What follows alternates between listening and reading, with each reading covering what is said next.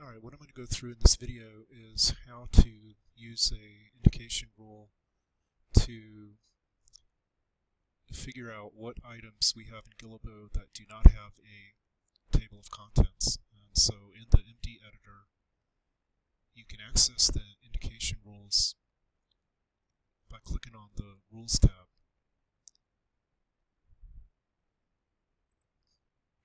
And selecting indication rule, and the ones that we have created for Gordon, or I have created for Gordon, are under shared. And we have two right here. One of them says Gordon, missing 505. So we can open that up and you'll see what the rule looks like right now. And so what this does is it looks for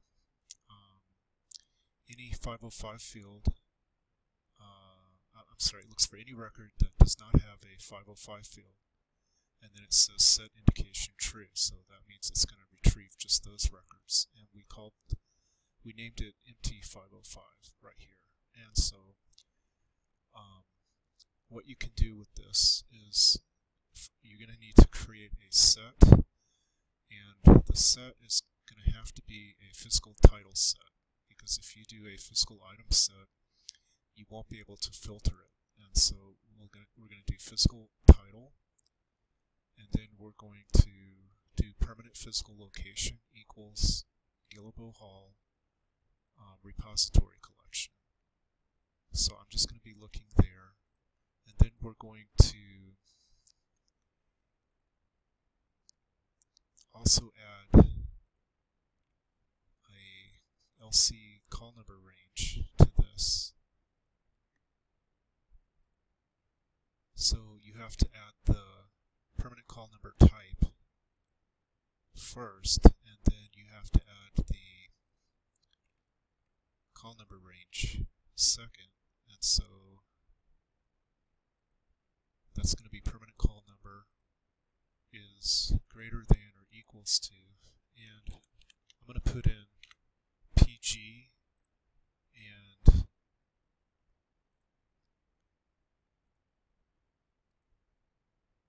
less than or equal PG 9999.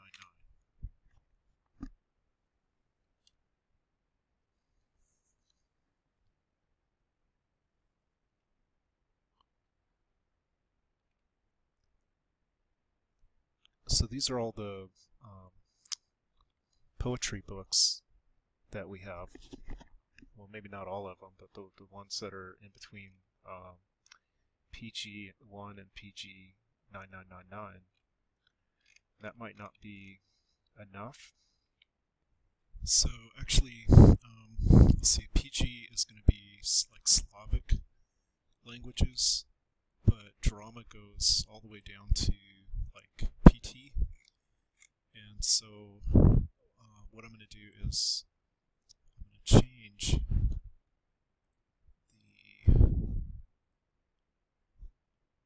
the search here to be, I'll do PT instead. Alright, so I got 2800 something. And so we got short stories and detective stories and nebula winners. Okay. So what we're going to do is do save query and give it a name.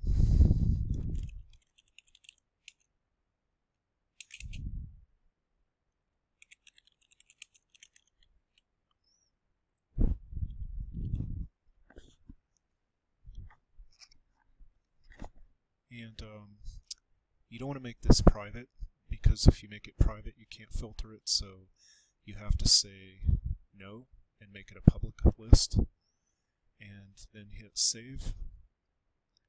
And then you're going to go to admin, manage sets, and it's going to be on page 3 because it's the last one.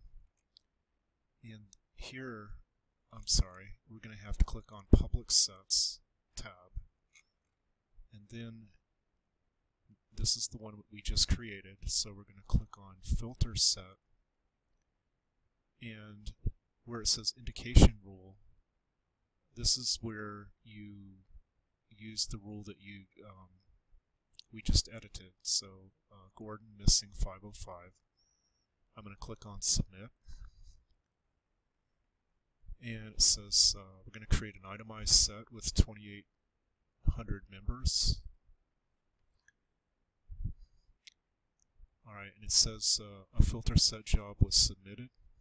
If you go to Admin and Monitor Jobs,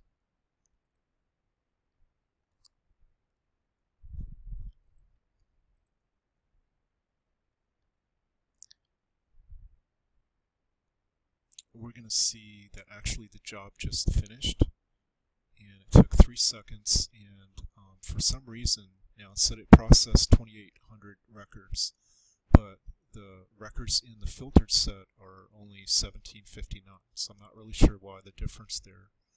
But we can look at our set that we just filtered.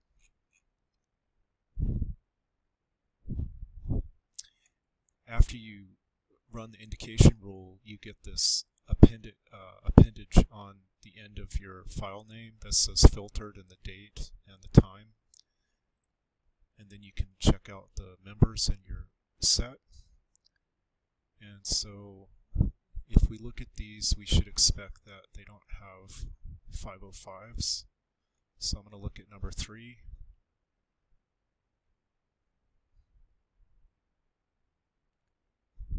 And there is no 505 there. Let's look at one more.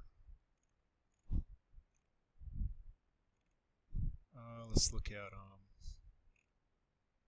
some of these don't look like they're even short stories or poetry. Here's one, Oxford Book of Light Verse.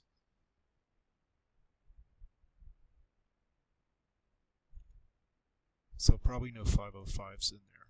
So now what we're going to do is go back and we're going to export this to Excel.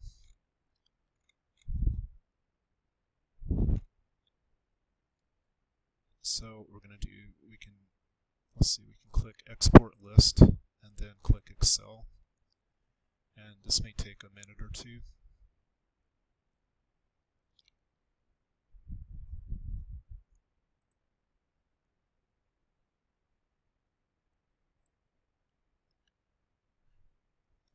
Alright, so then you get this thing that pops up, and I'm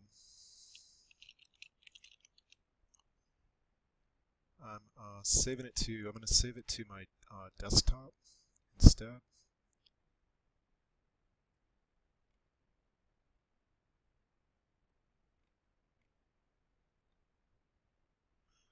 Let's see, I can go right up here, I think.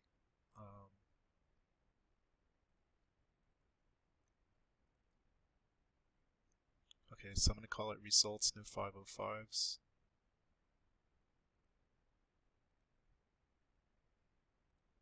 And close that out.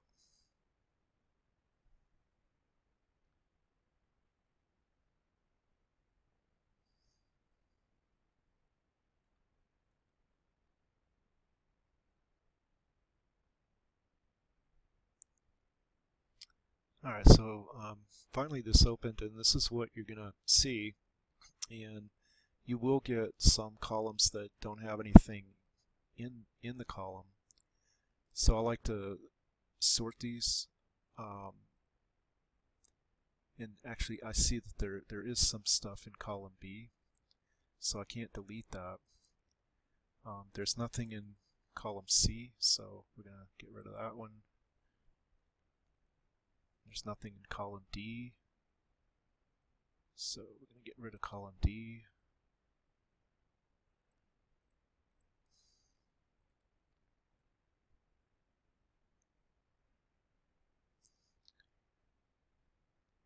Basically, things like orders, requests, they don't really mean anything in terms of helping us identify which ones are missing a 505. We really don't need the ISSN field in there. We really don't need to know what language. So what you do is you just basically go through and clean this up. If you click on the filter drop down and it says blanks, it means there's nothing in column G. And one thing I noticed about this is it didn't give me the call numbers. So what we're going to do is we're going to go back to our results list, and right here on the Manage Column display, we're going to check and make sure that we have, let's see, call number somewhere, and I don't see the call number. So what I'm going to do is I'm going to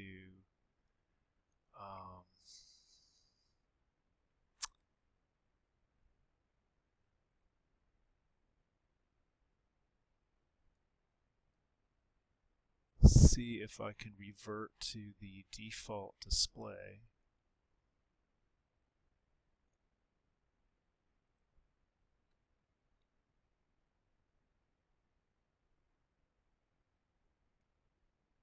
Let's see. Alright, so after a few minutes of trying, I gave up because I can't seem to display the call number on the Excel spreadsheet. And you do see that they have the call number here, but when you export it to Excel, it doesn't show the call number for some baffling reason. One thing I did do was I had it like this before, and you don't see the call number. I clicked on expand and did physical, and then you see the call number. But obviously, and when you go to the configure customize view screen, you'll see that there's no call number anywhere, which seems absolutely absurd and ridiculous, but there you go. So anyway, this is a list of 1,700 books that do not have a 505, and you can click on Edit Record to verify that is true.